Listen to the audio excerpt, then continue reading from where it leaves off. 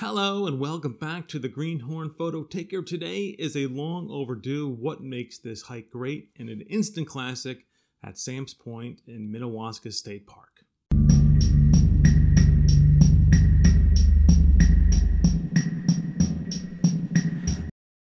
So I first did a portion of this hike maybe a month ago and instantly fell in love, and I knew I would be back really quick to record a what makes this hike great. I really love Minnewaska State Park. I had never been to Sam's Point before, and about 3 or 4 days ago, I recorded a full route that is probably about 10 miles that starts out at the Visitor Center, takes in Verkeeder Kill Falls, if I say that correctly, takes in the High Point, takes in Indian Rock. Really a magnificent trail with a very strong caveat that we have to talk to. So Minnewaska State Park, man, it's one of my favorite state parks in the world, if not my favorite. It's about 24,000 acres, and I think it was 2016 they added their final 5,000 acres by acquiring Sam's Point. This section is the tallest portion of the Shawangunk mountain range, and this trail traverses the highest point in the Gunks as well. The name Sam's Point has a really interesting folktale story of origin. Apparently, somebody by the name of Samuel Gonzalez was fleeing from Native Americans way back in the late 1700s or so, and jumped off of one of the Shawangunk ledges, which is now Sam's Point, to try to escape them. He landed in trees and apparently didn't die. It is a folktale. I think everyone doubts the truthfulness of this story. What I did skip, at least on this trek, was the ice caves. There are some wonderful ice caves that maintain their ice probably until midsummer. Now in the fall, and when I was there in October, there's no ice left. Still amazing to see. It's said that they are the largest open fault in the United States that has ice, almost year-round. So they are very significant. And it's a lot of fun with ladders, some minor rock scrambling. You're looking up at trees above you, 50, 75 feet in the air. Really, if you get a chance, do explore that. For this day, and on this what makes this hike great, I'm going to exclude them. I think it's probably something I should cover separately and not part of this route. And it would have made the route maybe 11 miles and well over 1,000 feet of elevation gain. So it probably seems too much to include them in this specific what makes this hike great. Plus, of course, the GoPro wouldn't really record well in the dark. If you do go yourself, there are motion sensor lights in some of the darkest places, but when I was there, they didn't always work, so probably bring a headlamp or some type of flashlight just in case. You don't specifically need it, but it would have been nice to have that opportunity to see a little bit better at times when I was there. So what makes this hike great? I think number one are the wonderful gunk ledges, right? Same thing with the Gertrude's Nose Loop. There are, major and lengthy expanses of open, I think they're sandstone ledges that provide, incredible views. Nothing quite as grand as Gertrude's Nose in that there's not a mile-long path along the side of a ledge with a constant view. Rather, these are sporadic ledges, built into the countryside. The first is Sam's Point, so climb up Lenape Steps and you can get your first viewpoint, right past the Visitor Center. You don't have to work for it, so maybe it doesn't seem as great as something else. But, looking back and looking at the footage, my goodness, that's an awesome view. So enjoy that almost right out of the gate. And then as you really get past Verkeerder Kill Falls, there are more and more ledges to this section, and they just pop right out of the wonderful pitch pines. There are so many expanses that you can see from, and walk right up to the ledge if you want. If that's something you're into, this is an excellent hike for that. There are several scrambles along this section of trail too. They look intimidating at first, but they really aren't bad at all. Whoever blazed the trails really did a good job here. There are footholds and handholds as much as you need in this section. So when you get to something that looks intimidating, just realize it's not that bad. I laughed out loud at one point and said, oh my goodness, how am I going to do this? But then once you get up close, it really is fine. So the ledges and views here are just magnificent. enjoy them, take them in. It's really something else to see. I think what also makes this hike great is actually getting to hike in a burn scar. So in 2015 or 16, there was a pretty large fire that burned a lot of the area between the visitor center and the waterfall. And when I was there in October, it was, I mean, truly magnificent in that there were red blueberry bushes, you know, as far as the eye could see, with the white and charred trunks of these old pitch pines sticking out of them. And it just had such an eerie feeling. Maybe it was that day with the dark clouds, but it was truly a wonderful view as you walked along I'll never say this right, Verkeeder Kill Falls trail. It was really something to see, nothing that I had experienced before. So hiking through the burn scar is something that, you know, it's temporary. Eventually that area will grow back. So while you have your chance, get out there and do this for sure. And then later in the hike, you'll get to see the pitch pine in their healthy environment, which is great as well, and we'll get to that in a moment. Verkeerder Kill Falls, and I have no idea if I'm saying that correctly, is the next thing that makes this hike great, and it is a true wonder. A 187-foot waterfall in a very secluded area. So you can't get down to the base of it, but as you go along Verkeeder Kill Falls trail, just off the side of the trail, you'll come to this ledge. Well, in fact, as you approach the ledge, you have to cross the stream that results in the waterfall, so it's very easy to see. But once you get to that spot and look down and see this immense waterfall, you know, cascading down this huge ledge, it is just something that, I don't know, it is truly one of the best sights I think I've seen in the Northeast. It's a wonderful falls. I really want to go back and see when it's truly raging. When I was there in October, the flow was good. Probably perfect for photography, but I didn't have my tripod. I was just hiking that day. About a month later, when I was there a couple days ago, it definitely had slackened some, but it was still great. However, I have seen pictures, you know, in August where it looks almost like a garden hose. So if you really want the falls, make sure you go to Minnewaska after some type of rain event to make sure you see them in their full glory. But yeah, it's special. And in the autumn, with the yellow and red trees around the falls too, it's a sight to see for sure. It is on private land, so please stay on trail. They ask you to stay on trail. Well, throughout the park, but this section is definitely on private land, so stay on trail. And be careful. There are definitely spots where you can slip and fall, especially for the most adventurous that can walk out. Like, there's nothing preventing you from walking to the actual edge of the waterfall in the water, which would be incredibly dangerous and you should never do. It looks a little tempting in low flow, but it would be very, very slippery and very, very dangerous, so don't do that. The next section I loved was High Point. Really bland name, but it is not a bland location. So as you're climbing up one of the ridges, the pitch pine, which by the way is globally rare according to the Sam's Point website. There's not a lot of high altitude pitch pine, dwarf pitch pine like we see here. But it's so lush, like the green is such a contrast to the surrounding environment, at least in November, right, when there's no foliage left on the trees. It just looks so darn green.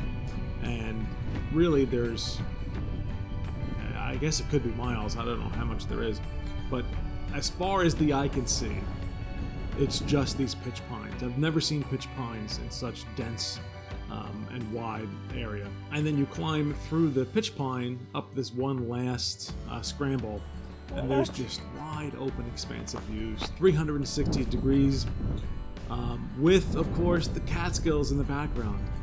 If you've been following this channel for any length of time, you know I'm a sucker for a good Catskills view. And this is the best Catskills view I've had. The GoPro does not do it justice at all. The wide angle lens really makes them appear much more distant than they are and much smaller than they are. But in the moment when you're standing on top of High Point and you can see these ridges and the ridgeline, man, it's a great moment. So I'll be back there one day with my actual real camera to see what I can do. I don't think there'll be a great landscape photo there, but I want to try to capture how close these ridges appear and maybe have them snow-capped one day. And the last thing is Indian Rock. Now, Indian Rock is pretty cool, but it's definitely a step below the other things that we've mentioned. So one of the reasons I did it was, and we'll get to it, on the way back from High Point, it's a long route down a carriage road. And the only way to break that up is this quick 1.2 mile out and back side chute to Indian Rock. The trail is wonderful. It's through more of the burn scar of the pitch pines. And then you come to this glacial erratic, which is pretty neat, right? It looks like it's balanced on top of a boulder. It's not a cave, but there are cave-like features below. So it's definitely fun to check out. I've seen pictures of the people climbing on the rocks. I didn't try to do that. I don't know if it's allowed or not. But it's a great little side chute. I think most people probably start at the visitor center and then walk to Indian Rock and then come back. I was pretty tired and was actually thinking of skipping it. But in the moment, I felt I had to do it. Because I wanted to record it for this What Makes This Hike Great. So Indian Rock is very cool. Great views, great scenery, great trail. Maybe I was just a little bit too tired to fully enjoy it. So there you go. Like in terms of features, this is a feature-rich hike. Probably amongst the top 3 I've done in the area. One day I'll have to come up with a list and rank my favorite scenic hikes. I think I will do that. So definitely check this out. But there are a few things to be wary of. The first one, what doesn't make this hike great, is that return trip on the carriage road is 2.8 miles from the High Point to the visitor center, and you are walking on a gravel road, and most of it is uphill. It's not a steep incline, but it is an incline, and this is boring. The only good part is it's such an easy walk. It goes pretty fast. So if you still have your legs about you, you can cover that 2.8 miles very, very fast. So just be wary of that. The carriage road is pretty boring. I guess you could loop around to Lake, I'll put it on the screen, Mantazawa. That's definitely not right. But the one time I was at the lake, it wasn't very scenic. It was nothing like Lake Minnewaska. So I elected to get off that road as quickly as I could instead of trying to fit in another site that probably wasn't that good, or I know wasn't that good. I've been there before. The other downside is the crowds. Now, if you're smart, you can figure out a way around this. When I was there, it was the 3rd week in November, and I didn't see any hikers and only saw one e-biker on the carriage road. So over the course of almost 10 miles, nothing, nobody. I had the place to myself, and it was great. However, if you go there on a holiday or a weekend, especially in the peak season, they could be turning cars around at the visitor center because there's no parking by 9:30, 10 a.m. And it's really in the middle of nowhere, so you have to make sure you get there very early if you want to hike. It only opens up at 9 a.m. You can't get there any earlier. So between 9 and 10, parking lot fills up on busy weekends, and you're out of luck. When I was there in October, a month ago, we were the first ones in the parking lot. We had the first half of the out and back to the falls ourselves. On the way back, we probably saw 15 or 20 people. So yeah, if you plan accordingly on a weekday, you'll have a great time. If you want seclusion, do not go there on a weekend or a holiday. So that kind of begs the question, with the crowds and with the carriage road, is the hike worth it? Are there other options? You could just do the out and back to the falls, and that's what a lot of people do. I would say that's what most people do. If they're trying to get to the falls, they'll go to the falls, turn around, and come back. But then you're going to miss an exquisite trail in the High Point. So I think it's worth it to include the carriage road, make a full day of it, make it 10 miles. And for sure, if you want to do the ice caves, that makes it about 11.2 miles. I don't recommend doing it in reverse. I thought about that after the fact. It would be nice to get the carriage road out of the way at the beginning, and then you're not bored on the way home, which is a viable option except for the scrambles would all be going down the rock instead of up the rock. Scrambling up is always much simpler than scrambling down. Not to say you couldn't do it. I just enjoy scrambling up much more, and I think that's how most people feel. So doing it in reverse, which would be clockwise, I don't recommend, although it is doable. Okay, what about photography? Well, I've not spent a day there. Photography first. My 2 hikes at Sam's Point were true hikes. I did not have my tripod. One of them I had my nicer camera, the other one I just had the GoPro. But I did not have the tripod, like I said. So take this with a grain of salt, because I've not really tried to work the area. But the blueberry bush areas of Verkeeder Kill Falls trail, with those wonderful burned trunks that almost look white like birch with black burnt marks on it. Contrasting that with the red blueberry bush. I was giddy that day. I really wish I had my tripod because I didn't get to work in composition, but they are absolutely out there. So I think that can be exquisite in the autumn. Probably different in the spring and summer when the blueberry bush fields are green, but definitely wonderful in the autumn. The falls themselves, like I said, they are exquisite. Probably, well, they're up there with my favorite waterfalls in the immediate area. But you can't get creative. There's really only one vantage point. So that's interesting to deal with from a photography standpoint. They are great, but you can't get creative if everyone has the same shot. Other than that, you can pick out, certain intimate scenes with trees and bushes, or maybe something wide expanse at an overlook. But I think they would be more like travel photography than landscape photography. So plenty of options for that, don't get me wrong. But in terms of true photography, I think you're stuck with the falls and the path along the way to the falls through the blueberry bushes. To sum this up, it is a fantastic hike, and I would do it again tomorrow. It is well worth it, even though you have almost 3 miles on carriage roads. One other note to make, it is 10 miles, but it's a relatively easy 10 miles in terms of elevation gain. It's less than 1,000 feet. So it's not as if you're hiking some of the more challenging trails in the area. It just happens to be long.